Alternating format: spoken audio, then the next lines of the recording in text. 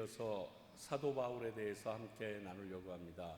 지난주에 우리가 살펴봤던 것은 사도 바울 첫 번째로 그의 탄생부터 회심과 그리고 회심 후에 그의 삶에 대해서 그의 행적을 중심으로 살폈는데, 오늘은 신학적인 부분이라고 얘기했는데 사실 신학적인 부분이 아니라 그가 예수를 믿고 가장 중요하게 생각했던 부분이 무엇인가, 그것에 대해서 우리 함께 오늘 나누려고 합니다. 자, 지난주에 나눈 사도 바울 여러분 한번 복습합니다. 사도 바울에 대해서 길리기아 다소 출신, 그러니까 이방 지역 출신입니다. 그래서 히브리어와 헬라어가 모두 능했고 베냐민 지파에 속한 유대인으로 바리새인 중에 바리새인이고 나면서부터 로마 시민권자이고 예루살렘에서 자라나서 가마리엘 문화생으로서 그 당시 그 젊은 나이에 예루살렘 공의회의 회원이 될 수 있을 정도로, 그리고 젊은 나이에 있는 그가 스데반이 죽을 때 모든 것에 대하여 다 증인이 될 수 있는 권위를 지니고 있었다라고 얘기했습니다. 그가 그의 삶을 통해서 예수님을 만난 그 삶을 통해서 우리가 볼 것도 많았는데, 그가 처음 성경에 등장한 것이 바로 스데반 집사가 돌에 맞아 죽을 때 처음 등장했고, 율법을 준수하는 자로 교회를 핍박하는 데 열심히 했던 자였습니다.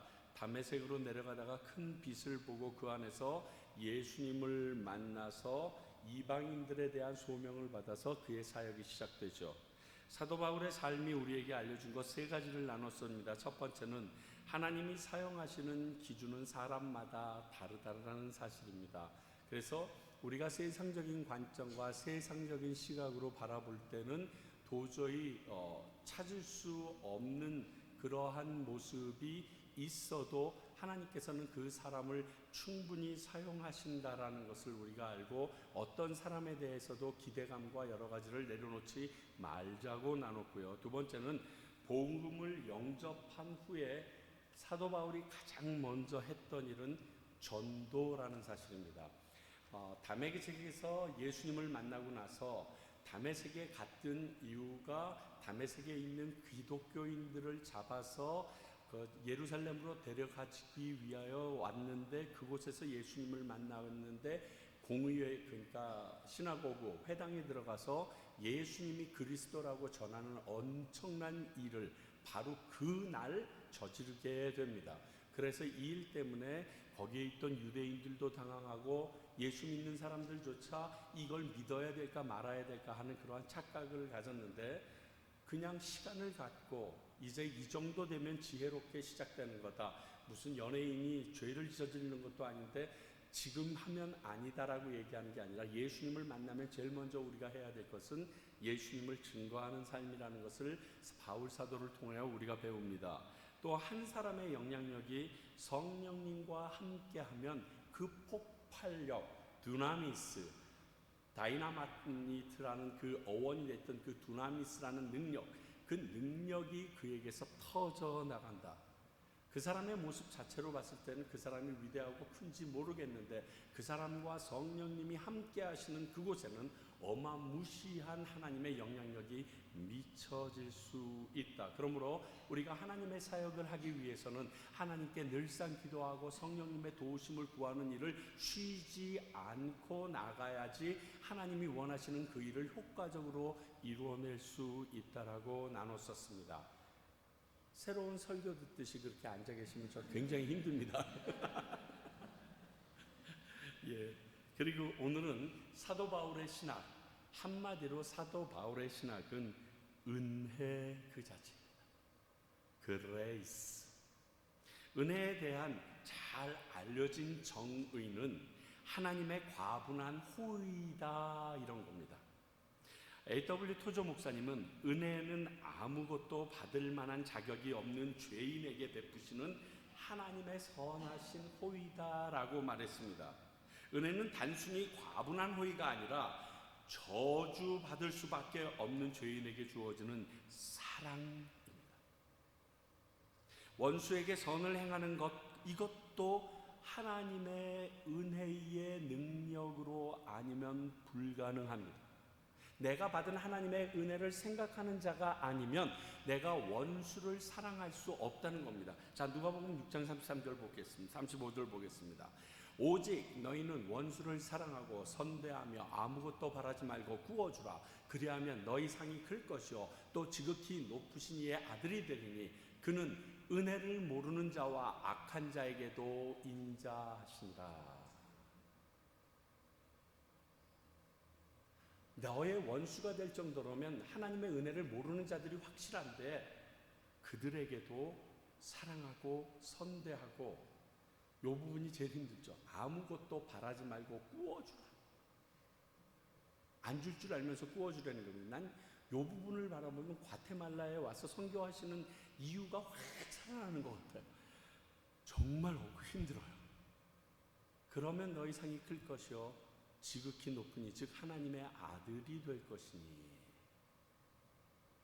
바로 이것이 은혜의 산물을 기억하는 자만이 가능한 것이라고 이야기하고 있습니다. 그러니까 우리는 원수를 사랑하라라는 말을 듣고 그 원수를 사랑하지 못하고 잊어버리는 수준에서 멈추려고 하는 이유가 우리 안에 베풀어 주신 하나님의 은혜의 가치를 제대로 알지 못했다는 증거일 수 있다는 거예요. 오늘 이런 이유로 반전으로 드리는 말씀이 많으니까 잘 들으세요. 한국말은 끝까지 들어야 됩니다. 그러므로 은혜는 아무것도 받을 만한 것이 없는 죄인의 삶에 주권적으로 행하시는 거룩하신 하나님의 편견 없으시고 자비로우신 감화이다. 이렇게 신학자들은 칭합니다. 무슨 말인지 되게 복잡한데 하여간 좋은 거라는 거예요. 그런데 이 은혜는 한 번만 경험하는 게 아닙니다. 우리는 일생을 통해서 은혜는 한 번만 경험한다고 착각하고 있는데 그렇지 않다는 겁니다. 크리스찬의 전적인 삶이 은혜에 의하여 움직여지고 힘을 얻어야 한다는 겁니다. 자, 베드로 사도는 베드로후서 3장 18절을 통해서 이렇게 말합니다. 오직 우리 주 곧 구주 예수 그리스도의 은혜와 저를 아는 지식에서 자라가라. 은혜가 이거네. 그리고 받았고 끝난 것이 아니라 이 은혜에 대해서 깨우치고, 그리고 이 은혜를 통하여 나의 영성과 나의 삶과 나의 모든 것이 자라갈 수 있도록 끊임없이 공급받아야 되는 게 은혜라는 주체가 가지고 있는 특성이라고 말하고 있습니다. 바울은 이 은혜의 산물을 믿음이라는 말로 로마서에서는 표기하고 있습니다. 그래서 이 믿음이 율법의 의를 폐하는 것이 아니라 도리어 율법을 굳게 하는 일을 한다. 내가 믿음으로, 즉 하나님의 은혜로 내가 구원을 얻었다는 그 사실을 믿는 그 믿음을 가지고 있으면 율법이 더 강하여진다, 이런 의미입니다. 로마서 3장 31절. 그런데 우리가 믿음으로 말미암아 율법을 파기하겠느냐? 그럴 수 없느니라. 도리어 율법을 굳게 세우느니라. 율법을 지켜야 될 의미와 이유를 모르는 거예요. 그런데 하나님의 은혜를 내가 깨닫고 그것이 하나님의 은혜로 나에게 온 것인 걸 믿어지는 사람은 율법을 지키는데 갈등하지 않는다는 거예요. 하나님의 말씀을 읽으면서 그 말씀, 주어진 말씀에 순종하는데 내가 갈등하지 않는다는 거예요. 그냥 할 수 있다는 거예요. 왜? 거저줬는데, 거저받았는데 이 하나님의 은혜로 내가 지금 얻은 생명이 얼마나 큰데 이걸 생각하니까 그는 그것을 생각하지 않고 물이라도 불이라도 뛰어들 수 있는 능력이 생기는 것이 하나님의 은혜로 나된 것을 깨달아질 때 주어지는 또 하나의 특성이라고 바울 사도는 고백을 합니다. 아무 노력도 없이 죄 가운데 있던 우리들을 위해 하나님의 아들 예수 그리스도가 십자가에서 죽으셨습니다. 하나님은 그 사건으로 우리를 죄로부터 자유롭게 하셨습니다. 단지 죄값만 갚으신 게 아니라 죄와 그 권세로부터 자유롭게 해주셨습니다. 아예 끊어주셨어요. 이것이 복음, 기쁜 소식이라고 말할 수 있는 이유인 것입니다. 끊어지지 않았으면 계속 연줄이 돼서 우리를 괴롭힐 텐데 완전히 절단해내셨다는 거예요. 이것이 신학자들이 얘기하는 그 은혜에 대한 개괄적인 부분이라고 간단히 설명하겠습니다. 자, 그렇다면 사도 바울은 어떻게 알고 있냐? 첫 번째는 그의 부르심서부터 자신의 사도됨을 은혜로 여기고 있었어요. 고린도전서 15장 9절에서부터 10절입니다. 나는 사도 중에 가장 작은 자라. 나는 하나님의 교회를 박해하였으므로 사도라 칭함받기를 감당하지 못할 자니라. 그렇죠? 그러나 내가 나된 것은 하나님의 은혜로 된 것이니 내게 주신 그의 은혜가 헛되지 아니하여 내가 모든 사도보다도 더 많이 수고하였으나 내가 한 것이 아니요 오직 나와 함께 하신 하나님의 은혜로다. 이 말을 다시 풀면 나는 사도가 될 자격이 없는 자인데 하나님의 은혜로 예수님이 나를 만나 주셨고 사도로 불러줬음을 나는 기억하고 살고 있다. 그러므로 하나님께서 나를 부르신 콜링서부터 나는 은혜일 수밖에 없다는 고백이에요. 그래서 그의 신학과 그의 모든 서신서의 이야기 중에서 은혜를 쏙 빼버리면 나눌 얘기가 없어요. 그러므로 저는 모르겠는데 제가 알고 있는 13개의 그 바울이 지은 책을 살피면 살필수록 다른 얘기도 많지만 은혜가 가장 핵심에서 움직이고 있어요. 여기서부터 다른 것들이 파생되어집니다. 여러분들은 몰라도요, 저도 별반 다르지 않습니다. 바로 그 마음으로 저는 지금 이 자리에 서 있고 다만 이 마음을 잊지 않고 살아가기를 간절히 바라는 게 저의 모습입니다. 솔직히 제가 미국에 97년도에 처음 리버티 대학교에 이제 유학을 갔습니다.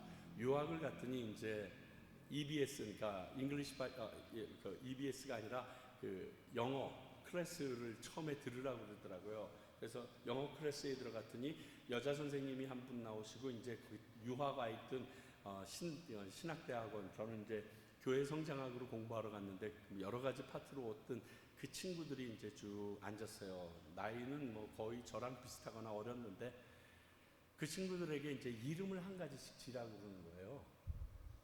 다 이름을 지래요. 그래서 뭐 자기는 뭐다 다 지는데 제가 아무리 고민해도 내 이름은 그레이스밖에 없는 거예요. 그래서 My name is Grace. 그랬더니 갑자기 막 뒤집어지는 거예요. 막 다 뒤집어지고.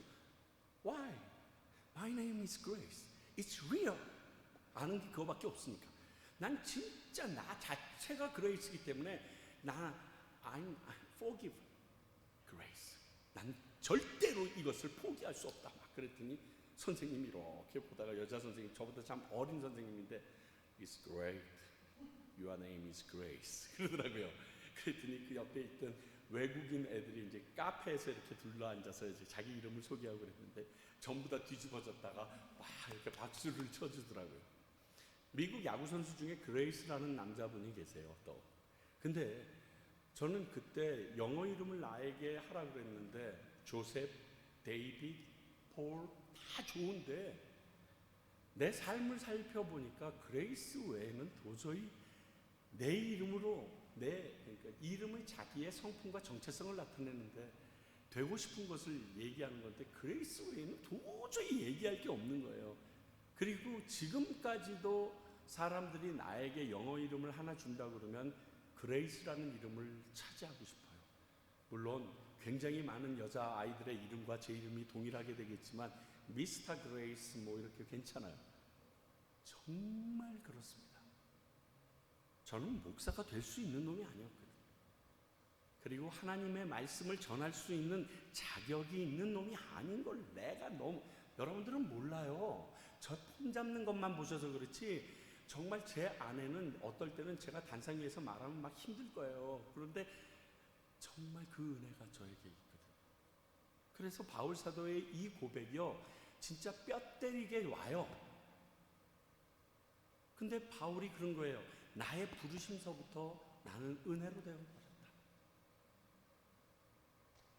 내가 나된 것이 하나님의 은혜라는 이 말은, 이 고백은 은혜가 내 행위의 결과가 아니었다라는 것을 역설해서 말해주는 겁니다. 자, 내가 열심히 일했더니, 예수님의 복음을 열심히 전했더니, 내가 하나님을 무척 사랑했더니, 계명을 잘 지켰더니 하나님께서 내게 은혜를 주셨더라가 아니라 우리가 어린아이들한테 이번에 성적표 잘 받아왔으니까 내 사랑하는 딸아, 너 이번에 일 잘했으니까, 내 심부름 잘했으니까 내 사랑하는 아들아, 조건이 있는 게 아니라 도저히 사랑할 수 없는 그 놈인데 너를 사랑한다. 왜? 너는 내 아들이니까 라고 끌어안았던, 내 딸이니까 라는 그 내용이라는 것이에요. 내가 나된 것이 하나님의 은혜라는 것은 내가 한 게 없다라는 처절하면서도 정직한 고백인 거예요. 근데 교회 안에 이 고백이 자꾸만 사라지고 있어요. 성도들 안에 이 고백이 사라지고 있어요. 특히 교회에 오래 나오면 나올수록, 직분자로 오래 살면 살수록, 저처럼 목사가 되고 장로님이 되고 그리고 사역자가 되면 될수록 자꾸만 이런 부분을 희석시키면서 내가 그 위에 올라가려고도 자꾸. 아니에요. 바울이 모든 것이 은혜라고 그랬으면 우리는 조족지혈이라 그 이상도 이하도 될 수가 없습니다. 그렇지 않겠어요? 그 마음이 오늘 바울의 콜링에서부터, 부르심에서부터 있습니다.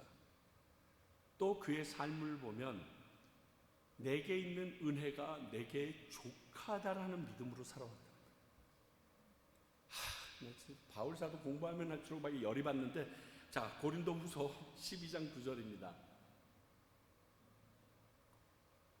우리 한번 읽어봅시다. 읽으면서 내용을 잘 생각하세요. 나에게 이르시기를 내 은혜가 내게 족하도다. 이는 내 능력이 약한 데서 온전하여짐이라 하신지라.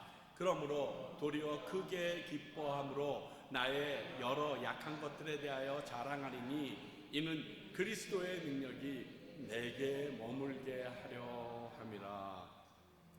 여러분, 이 고백은요, 엄청난 믿음에서만 나올 수 있는 고백이에요. 현실을 살고 있는 우리들은요, 이 고백을 하기가 사실 쉽지 않아요. 하나님의 일을 하는데 방해가 되는 질병이 나에게 생겼잖아요. 그래서 그 질병이 낫기를 위하여 3번이나 간절하게 하나님에게 구했습니다. 그런데 하나님께서 엉뚱한 말을 합니다. 야, 너 병 걸려서 연약하지? 네가 연약하기 때문에 내 능력이 너에게 부어지는 거야. 네가 강했으면 내 능력이 안 부어졌을 거야. 그러니까 내 은혜가 네게 족하니까 그냥 가만히 있어. 그랬더니 이 말을 듣고 바울 사도가, 그래요? 내가 연약하면 연약할수록 하나님의 능력이 드러나요? 그러면 내가 바보 같고 찌질이 같다는 것을 자랑할게요. 왜? 하나님의 능력이 나에게 더 드러나니까. 여러분, 세상에서 내가 바보 같고 찌질이 같다라고 자랑해보세요. 완전히 왕따예요, 왕따. 퇴당해요. 그런데 내가 그런데 나를 통하여서 일어나는 모든 일이 하나님의 엄청난 능력으로 보여지기 시작한다라고 믿으면 이렇게 얘기할 수 있는데 그게 되냐고요, 여러분? 세상 사람들이 손가락질을 할 게 눈앞에서 확 보이는데 나의 연약함을 자랑할 수 있겠네요. 제가 너네들 잘 못해요 이러면서 살 수 있겠냐고요, 여러분? 나 이것도 못해요, 이것도 안 돼요, 이것도. 넌 할 줄 아는 게 뭐니? 제가 연약해서 하나님의 능력이 나한테서 많아요. 그러시겠냐고요, 여러분? 이건요, 하나님의 능력을 절대로 신뢰하지 않으면 할 수 없는 고백이에요. 하나님의 이 말씀에 대해서, 예수님의 이 말씀, 응답에 대하여 철저하게 믿지 않으면 이렇게 고백 못하고 이런 모습으로 세상을 살 수 없어요. 왜 요즘에 현대인들이, 목회자를 비롯해서 많은 크리스찬들이 하나님의 능력이 나타나지 않느냐? 하나님의 능력보다 내 능력을 더 앞세우기 때문에 그 능력이 많은 가운데 하나님의 진짜 능력은 나타날 수 없다는 게 이 말씀에 대한 증거예요. 그렇지 않아요? 내가 다 할 수 있다고 그러는데 하나님은 뒤에서 이렇게 하고 서 있어야지. 네, 하십시오. 예, 주인님 하십시오. 이렇게 하고 있어야 되는 거예요, 하나님이. 그러므로 바울의 삶은 내가 못하고 지질이 같다라고 얘기할수록 그쪽은 기뻐했던 거예요. 그걸 자랑했던 거예요. 왜? 하나님의 능력이 드러나야지. 하나님의 능력이 드러나야 비로소 하나님이 어떤 분이신지 알려줄 수 있으니까.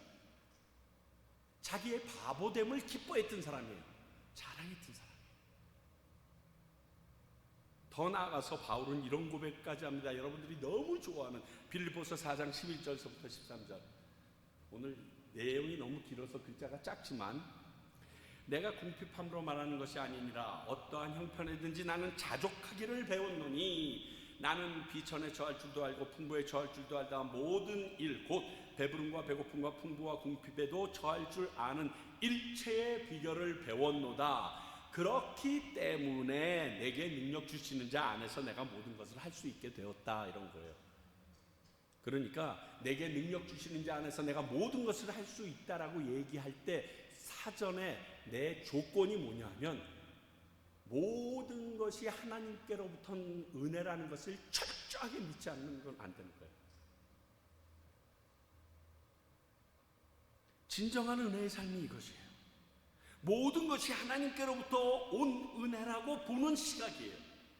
그러므로 어떤 상황에서나 하나님이 내게 주신 그 상황과 일이, 그 사람이 가장 적절한 사람이고 적절한 상황이고 적절한 때임을 믿고 나아가면 되는 거예요.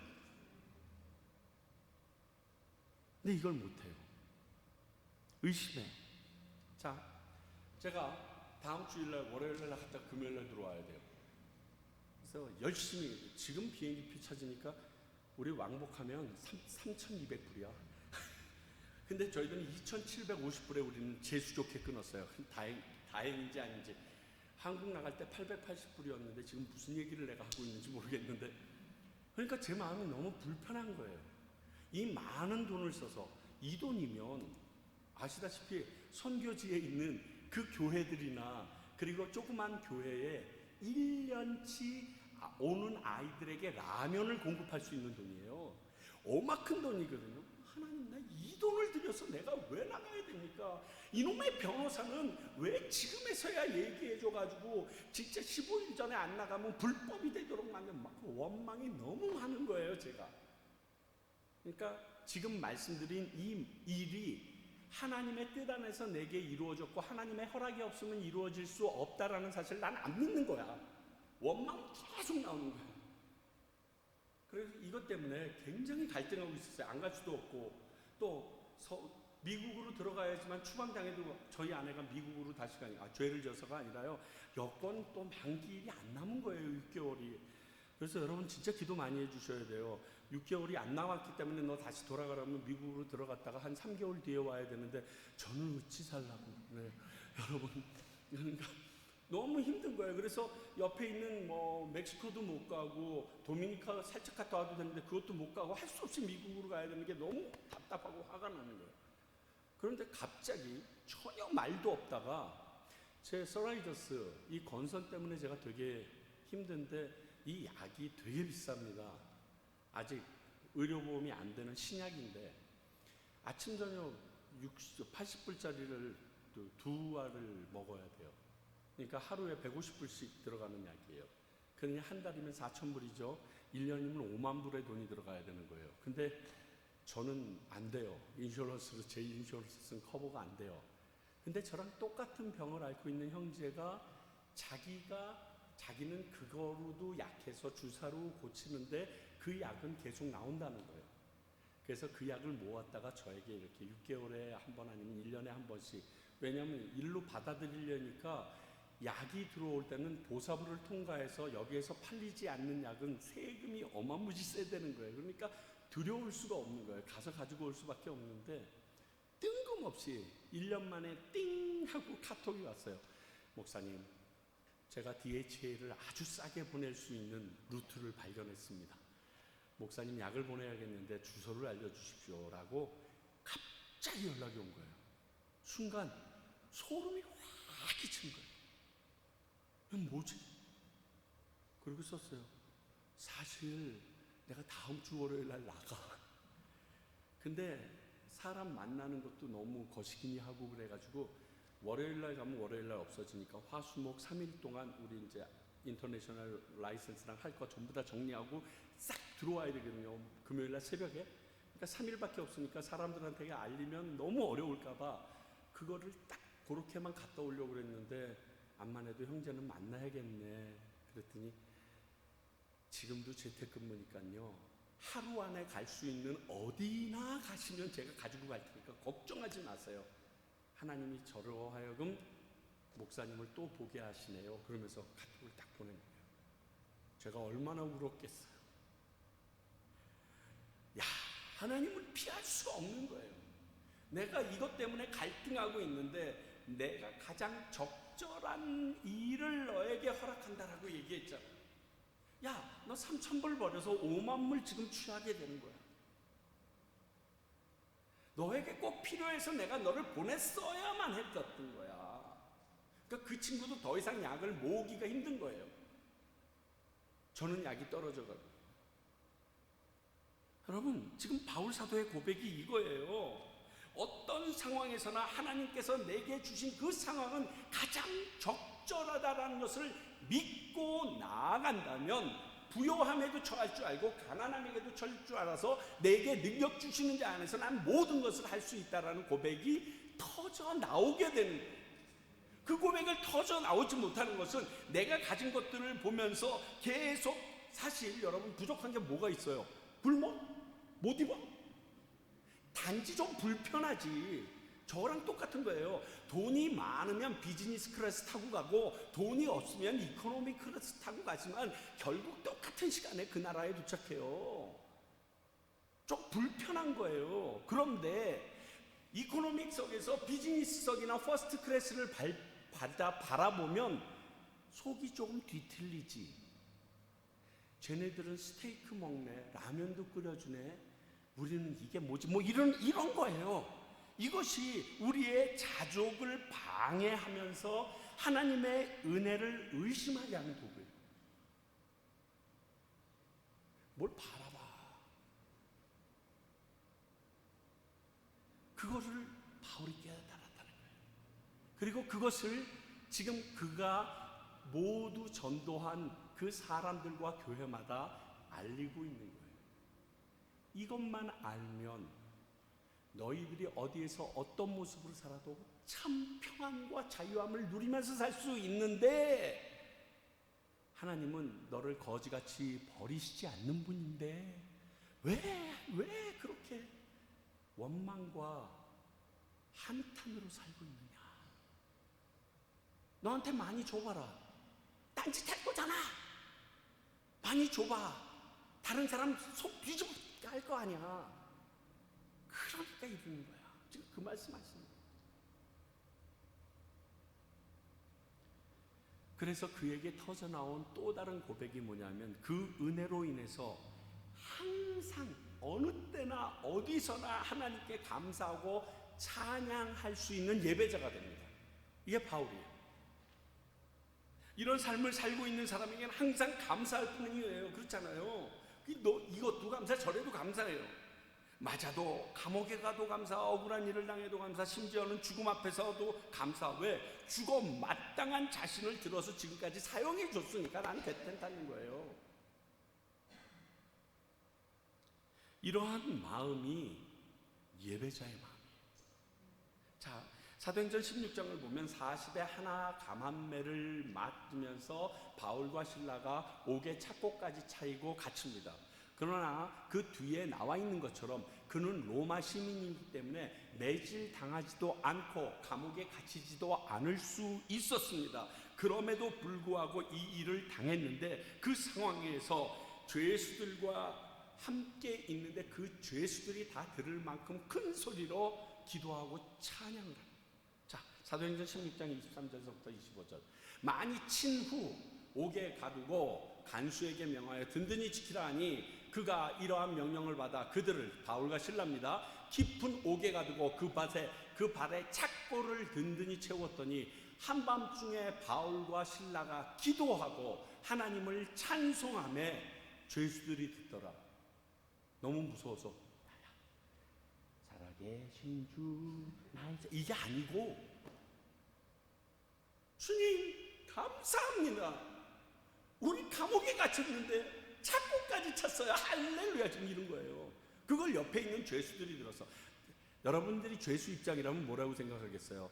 얘가 많이 맞더니 맛이 갔구나. 뭐 이거 아니겠어요? 정말? 근데 그 찬양이 그런 비아냥의 찬양이 아니었기에 여러분들이 아실 것처럼 시편 22편 3절의 말씀처럼 이스라엘 찬양 중에 거하시는 주님, 그분이 감옥 속에서 하나님을 찬양하니까 어이구 나를 찬양하네. 그러고서 하나님이 딱 와서 보니까 얘가 찾고 있어. 그리고 나한테 기도하고 있어. 열받지. 내 사랑하는 자가 그리고 자꾸 풀어버려. 감옥문 열어버려. 그게 하나님이세요. 예배하는 곳에 임재하시는 분이세요. 우리의 예배에 임재하지 않을 때 우리의 찬양과 우리의 기도와 우리의 예배가 어떠한 결점이 있는 줄 아셔야 돼요. 그런데 이 은혜 가운데 있는 바울과 실라는, 특히 바울은 정말 은혜 가운데 있기 때문에 내가 이렇게 40에 하나 가만매를 맞아도 이것조차 하나님을 위하여 할 수 있다는 것 자체가 정말 행복합니다. 그러고서 나가고 있다는 소리예요. 이건 진짜 은혜를 알아도 보통 잘 아는 사람이 아닙니다. 사극 같은 거 보면 부모님 대신에 곤장 맞고 들어오고 이런 애들 있잖아요. 근데 그 사람이 부모님 원망합니까? 아니에요. 어머님 원망합니까? 안 합니다. 왜? 그 어머님의 은혜에 대해서, 부모님에 대한 은혜에 대해서 감사하기 때문에, 내가 맞은 거기 때문에 그것에 대해서 원망하지 않습니다. 아프지만 똑같은 거예요. 나 감옥에 갔어. 상관없어. 왜? 하나님 때문에 지금 매맞잖아. 내가 그럼 하나님이 날 사용해 줬다는 거 아니야. 그것만으로 지금 흥분하고 있는 거예요. 그러니 늘상 예배자가 되는 거예요. 늘상 찬양하는 사람이 되는 거예요.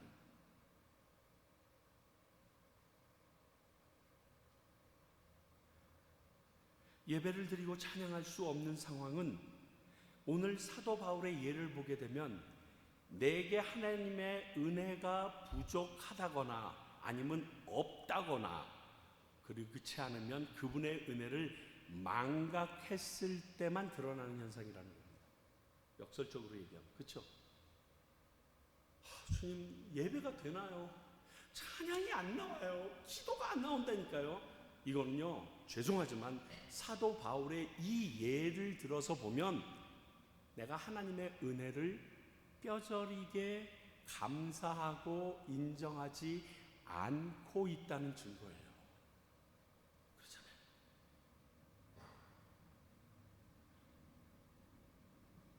이 부분이 딱 저에게 다가오니까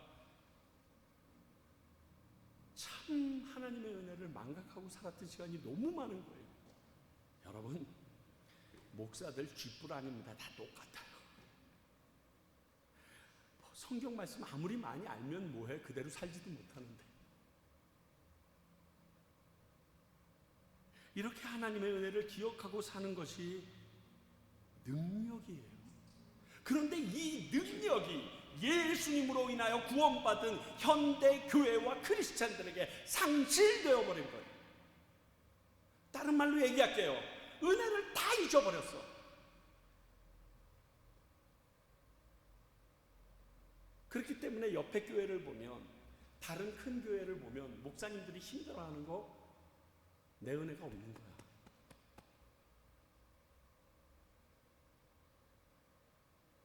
그런 데서 스스로 타당성을 가지라는 소리가 아니에요.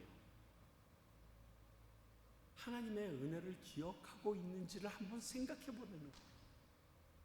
하나님의 은혜도 기억하지 못하면서 무슨 하나님의 사람들이라고. 선교사님들 왜 나왔는 줄 알아요? 그 은혜 때문에 은퇴하고 방구들에 앉아 있을 수가 없었던 거예요. 요만큼이라도 어떻게 하나님한테 내가 받은 은혜를 요만큼이라도 어떻게 좀 갚지 않으면 이 다음에 하늘나라 가서 너무 하나님 보기에 쪽팔릴까봐 그래서 나온 거예요. 솔직히 얘기해서. 지금 모습은 몰라도 그 시작은 다 그거예요. 목사 돈 벌라고 다니는 줄 알아요? 똑같아요. 시작은. 문제는 그 은혜가 점점 식어가면서 그 능력도 함께 식어가는 이유가 은혜에 대한 상실감에서 온다는 거예요. 이게 문제인 거예요. 성도님들은 별반 다른가요? 똑같잖아요. 근데 오늘 바울 사도는 얘기합니다. 항상 감사와 찬양, 예배자로 살 수밖에 없는 근원이 그의 은혜에서 시작됩니다. 그리고 그 은혜를 증거하는데 최선을 다합니다.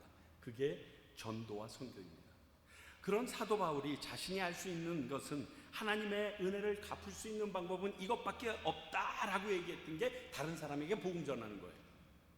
그 복음 전하기 위하여 기꺼이 예수님이 하셨듯이 내 목숨까지도 버리겠다라고 생각하는 것이 초대교회 사도들의 모습이며 바울 사도의 모습이에요. 자, 사도행전 20장 22절부터 24절. 보라, 이제 나는 성령에 매어 예루살렘으로 가는데 3차 전도여행을 마치고 예루살렘으로 돌아가는 상황 가운데 있는 겁니다.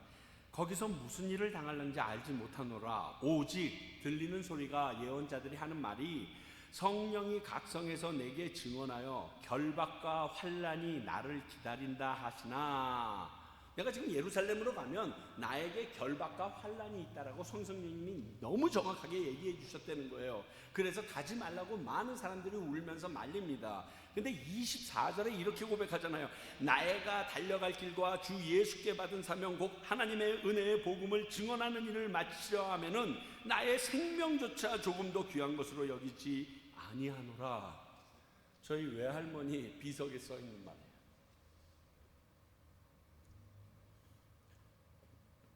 저도 이 말이 쓰여졌으면 얼마나 좋을까요? 낚시 갔다가 발을 헛디뎌서 죽으니라 뭐 이렇게 써있지 말고, 제가 옛날에 미국에서는 비데오 굉장히 많이 빌려서 봤거든요. 제가 제일 긴장하고 운전했던 게 비데오 빌리러 갔다가 집으로 올 때예요. 왜냐하면 최유찬 목사 비데오 빌리러 갔다가 돌아오다가 자동차 사고 나서 죽었다, 이 소리 듣기가 싫어가지고 비데오 빌리고 올 때 굉장히 신경 써서 운전했던 기억이 있어요. 그렇게 죽으면 그 얼마나 정말 자손 대대로 창피한 일 아닙니까? 그래가지고 근데 이거 내가 복음을 전하다가, 그래서 주님이 날 데려가셨어. 예수 전하다 죽다. 김태중 선교사님 비석이 그렇게 쓰여지면 제일 좋겠지. 설교하다 죽다. 근데 이건 안 하게 해달라고 하나님께 기도했습니다. 제가 여기다 설교하다가 갑자기 팍 죽어봐요. 교인들이 얼마나 트라우마가 생기겠어요. 그래서 하나님, 설교하다가 죽다는 안 되고 하용조 목사님처럼 설교 다 마치고 집에 가셔가지고 돌아가시는 건 교인들이 좀 낫겠습니다. 주일날 저녁에 이렇게 해서 병원 가셔서 가셨거든요. 그러니까 안 되겠습니다. 그랬는데 진짜 이 말씀이 나의 말씀이 되기를 원해요. 바울 사도처럼 내가 이렇다라고 고백할 자신은 없어요. 나를 구원해 주신 하나님의 은혜를 다른 사람들에게도 누리기를 바라면서 그러기에 기쁨과 소망이 되길 원했던 것, 그래서 복음 전파에 미쳤던 게 바울 사도. 그 근원도 은혜예요.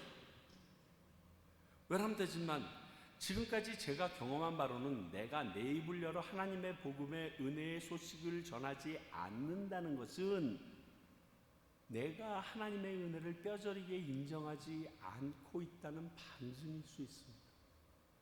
여러분, 거꾸로 뒤집어져서 상대방이나 내가 잘 아는 그 누구누구 교회 아무개가 잘못한 일에 대해서 얘기하지 못하고 여러분들이 저녁에 그냥 잘라고 그러면 괜히 전화기를 들었다 놨다 해야 되고 입이 근질근질하지 않나요? 뭐 나만 이런가? 왜들 이렇게 쳐다봐? 예, 그런 거예요. 근데 복음을 안 전하면 그런 거야. 내가 오늘 복음을 못 전했어. 이 하나님의 말씀을 내가 오늘 나에게 아무개를 만나게 했는데 그때 예수님을 못 전했어. 막 이것 때문에 머리가 터질 것 같아서 그 다음날 아침 일찍부터 그 사람 아파트 앞에 가서 기다리고 있다가 야야 나 이거 얘기하려고 왔어. 그러고서 얘기하는 이거예요. 이것은 하나님의 은혜를 기억하는 사람만이, 하나님의 은혜를 은혜로 인정하는 사람만이 할 수 있는 일이라는 것을 감히 말씀드릴 수 있습니다. 아니라면 이렇게 못하죠. 여러분, 선교사님들이 지 돈 내고 와서 하는 거 아시죠? 돈 받으면서 하는 거 아니에요. 지 돈 내고 와서 지가 지금까지 벌었던 거 까먹으면서 지금 여기들 앉아들 계세요. 그거 왜 그렇게 가능한 줄 아세요? 하나님의 은혜를 그나마 어렴풋이 내가 가지고 있기 때문에 가능한 거예요. 내 은행 잔고에서 점점 줄어갈 때 여러분 피가 말라요. 나도 죽기 전에 나중에 이거 못하고서 내 고향에 들어갔을 때 은행 잔고 하나도 없으면 개털인데 뭐 이런 생각 안 드는 줄 알아요? 다 들어요. 그래서 힘드신 거예요. 그런데 왜 그렇게 할 수 있느냐? 그거보다 하나님의 은혜가 더 크니까. 내 은행 잔고 줄어가는 것보다 하나님의 은혜가 더 크니까. 내가 내 자리에서 카우치에 앉아서 편안히 잠자고 놀고 그 넷플릭스 보는 것보다 그게 더 크다고 나는 믿으니까.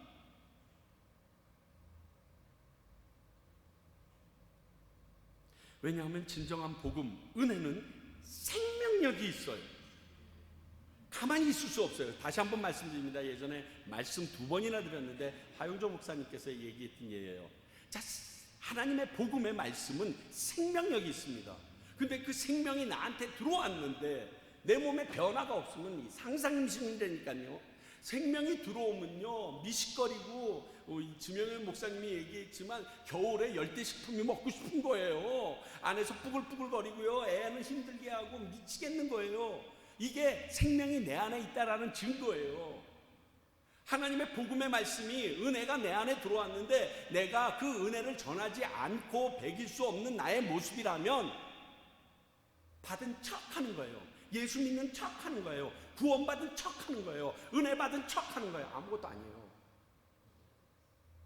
무서운 일이에요, 여러분. 교회 다니면서 그런 척 하는 사람들을 여러분들이 척 보면 알잖아요. 과테말라에도 좀 많겠어요? 그들을 비방하는 것이 아니라 내 자신을 보란 말이에요.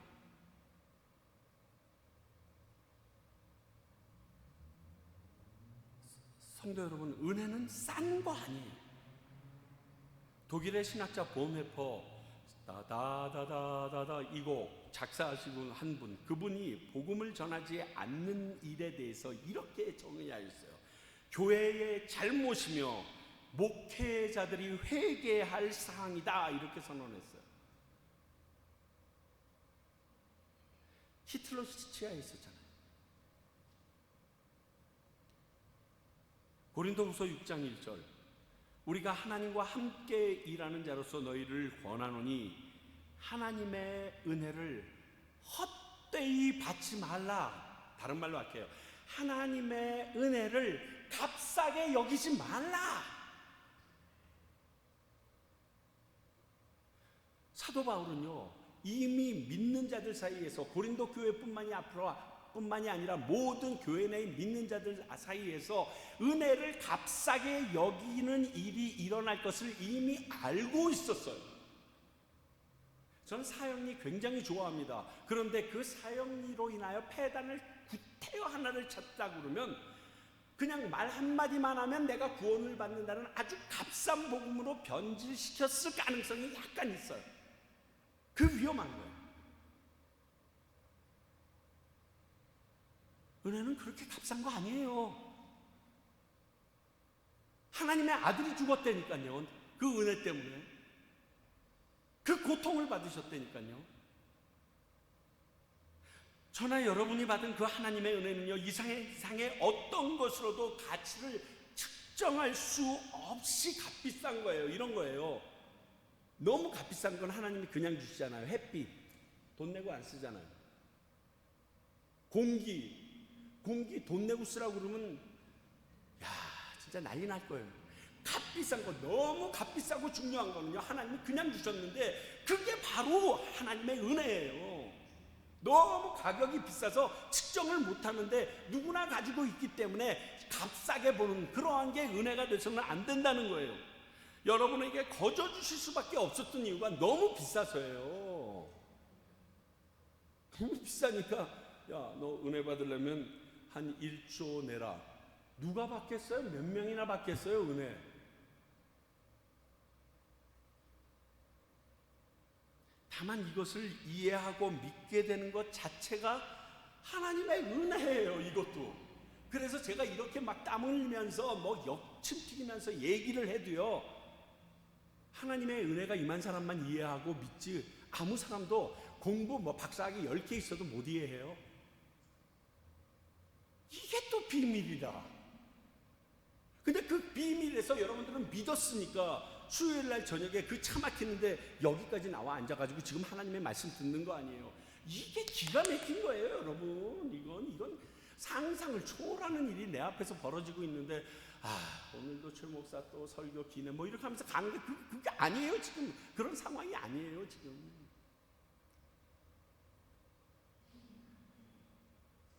내가 아무리 설명해도요, 여러분들 이해시킬 수 없어요. 하나님의 은혜만이 여러분들에게 이 말씀의 의미를 알도록 툭 하고 잡게 되어 있어요.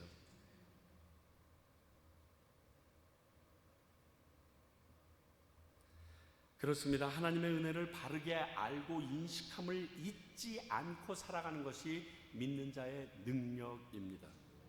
지금까지 살펴본 바울 사도는요, 또 모든 목회자와 성도들이 제대로 된 크리스찬이라면 그 누구라도 닮고 싶어하는 이 바울 사도가 되려면 결국 하나님의 은혜를 바로 알아야 돼요. 인식할 수 있어야 돼요. 그리고 그 하나님의 은혜를 잊지 말고 살아야 돼요. 그것 자체가 하나님의 능력이 계속 공급되고 있다라는 증거예요. 빌립보서 1장 20절에서부터 21절. 나의 간절한 기대와 소망을 따라 아무 일에든지 부끄러워하지 아니하고 지금도 전과 같이 온전히 담대하여 살든지 죽든지 내 몸에서 그리스도가 존귀하게 되게 하려 하나니 이는 내게 사는 것이 그리스도니 죽는 것도 유익함이라. 이게 은혜를 아는 고백이에요. 그래서 제가 오늘은 설교의 마지막을 이 찬양으로 끝내려고 준비를 해봤어요. 제가 힘들고 지칠 때마다 항상 불렀던 찬양이에요.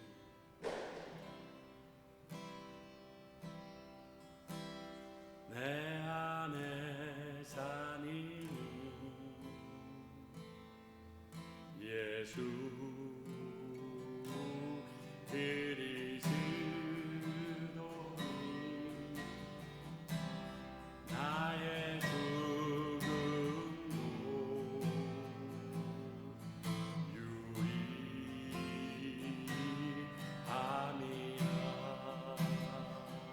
내 안에 사는 내 안에 사니 예수 그리스도니 나의 죽음도 유익함이라.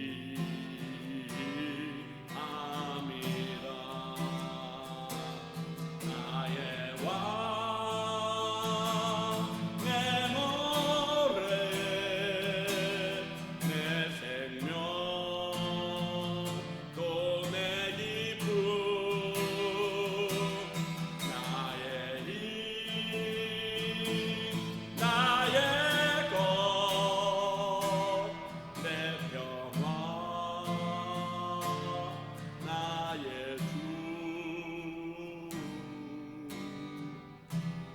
내 안에 사는 예수 그리스도니 나의 죽음도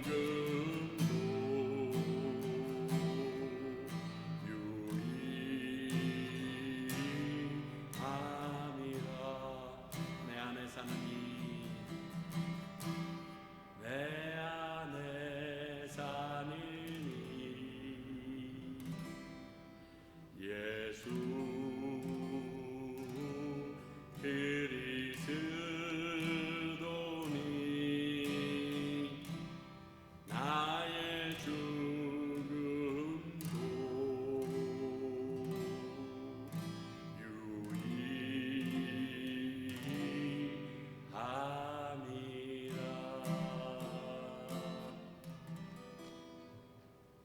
기도합니다. 하나님, 정말 바울 사도의 고백이 나의 고백이 되기를 원하며 그 하나님의 은혜로 말미암아 당신의 능력을 내 안에 품고 살기를 원합니다. 그리 되게 하여 주시고, 그리하여 이 다음에 주님을 만날 때 저희들이 눈물로 당신의 은혜에 대하여 다시금은 감사하는 그 뜨거움이 식지 않은 채 만날 수 있도록 저희들을 붙들어 주시옵소서. 지금은 우리 주 예수 그리스도의 은혜와 하나님의 사랑과 성령님의 말씀하시고 은혜가 은혜됨을 깨닫게 하시니 오늘 바울 사도를 통하여 우리에게도 동일한 하나님의 은혜의 주심을 믿고 살아가길 원하는 주님의 귀한 백성과 은혜로 세워질 수밖에 없었던 평강교회임을 인정하는 이 교회와 또 그 은혜에 대하여 갚을 길 없어 바울사도처럼 오늘도 열방 가운데 잃어버린 영혼을 향하여 그들에게 복음을 전하고 있는 수많은 선교사님들을 위해 이제로부터 영원히 함께 하시기를 간절히 축원하옵나이다.